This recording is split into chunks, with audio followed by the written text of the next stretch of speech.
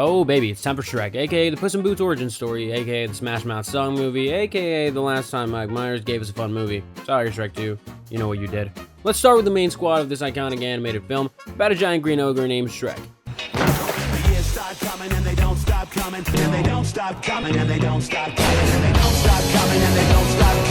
We've got Shrek, the big man, the bad hombre. He's huge, he's green, and he definitely shits in the woods. Or swamp, I guess. Oh, I need a toilet! I need a toilet! Oh, I'm not gonna make it! Donkey. Donkey is a donkey. Cool name, bro, but basically he's just Eddie Murphy and is low-key a top 10 Eddie Murphy role. Princess Fiona, she's got mad secrets, but also queen vibes, complex and layered like a fine wine or a weird onion.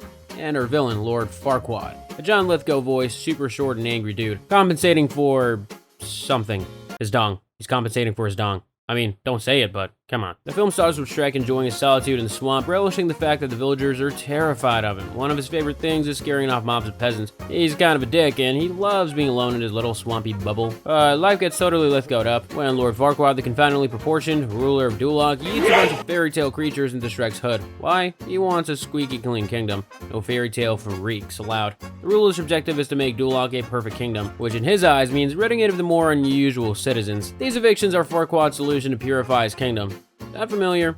Among the evictees are characters we know and love. The three little pigs, can't catch a break in any housing market apparently. The big bad wolf, who I honestly can feel bad for. What?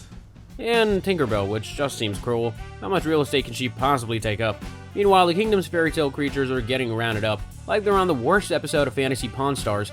In the midst of this chaotic medieval clearance sale, we meet Donkey. With a mix of quick wit, fast talking, and maybe just a bit of donkey magic, he slips away, leaving the soldiers angry as fuck and in hot pursuit. Donkey narrowly escapes, running into our hero, and unwittingly getting front row seats to Shrek, turning Farquaad's goons into a bunch of pissy pants babies, with his patented style of no-nonsense Scottish fury. If it's no Scottish, it's crap! I wonder what the dry cleaning bill for that armor is. Well, that's all it takes for Donkey to decide they're best friends, and for Shrek to spend the rest of the movie trying to figure out the return policy on chatty donkeys.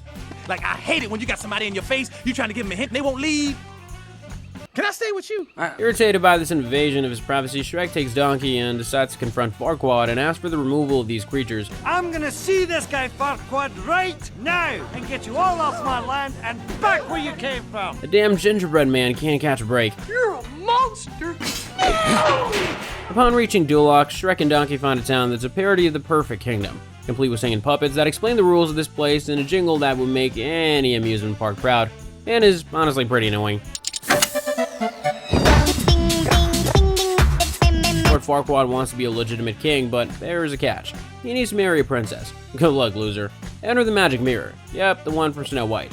The mirror presents Farquaad with three princesses, Cinderella, Snow White, and Fiona. It's basically Hinge for fairy tale characters. After a game show-like selection process, Farquaad chooses Princess Fiona, who's trapped in a tower guarded by a dragon.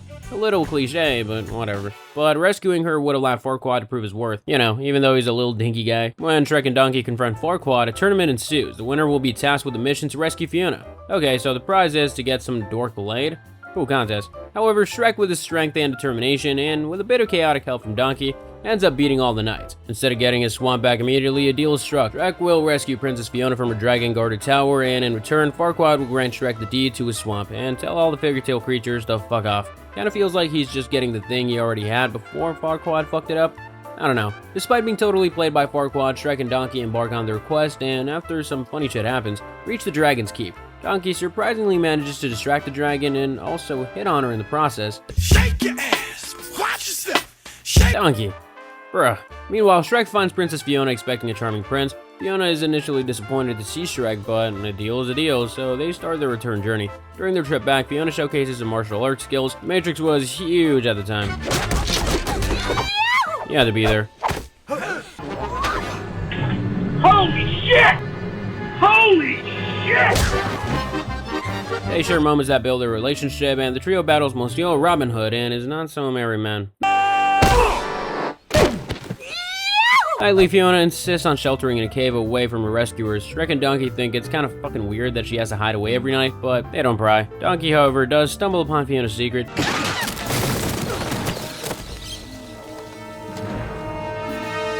She's cursed. It's always something, isn't it, fellas? Every night she transforms into an ogre. Not sure why she needs to hide that from another ogre, but I guess that's none of my damn business.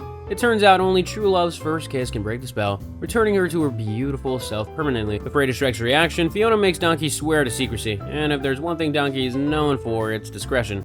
Donkey discretion. But of course Shrek overhears a part of Fiona and Donkey's conversation about her curse, misunderstanding it to mean that she finds him ugly and repulsive. Heard, Shrek gets all emo and distances himself. Somebody once told me the world is gone. When Farquaad arrives to claim Fiona, Shrek in his hurt and pride hands her over, receiving the deed to a swamp in return. Yay?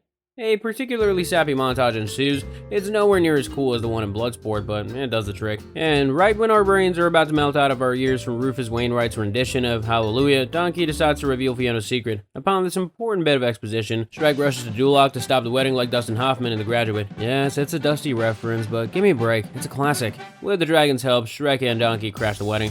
In a dramatic confrontation, Fiona reveals her curse to everyone, transforming into an ogre in front of the gathered crowd. Farquaad, feeling deceived and enraged, orders them imprisoned, because apparently it's illegal to not be conveniently attractive, but the dragon, loyal to Donkey because they're, close, swoops in and devours Farquaad like a tiny little snack of a dude. Shrek and Fiona confess their love, sharing true love's first kiss. Instead of turning into a human, Fiona remains an ogre, realizing that her true form is this, and that beauty is in the eye of the beholder. I was hoping this would be a happy ending. Sweet message, but Shrek has gotta be at least a little bummed, right? I mean, it's Cameron Diaz we're talking about here, people.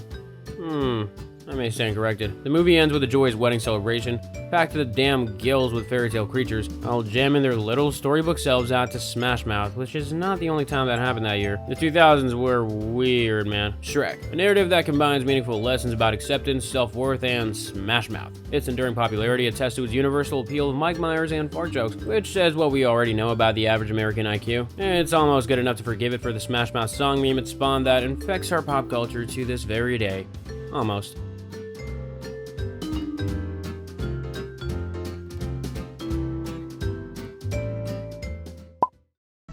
Hey, you wanna see something cool?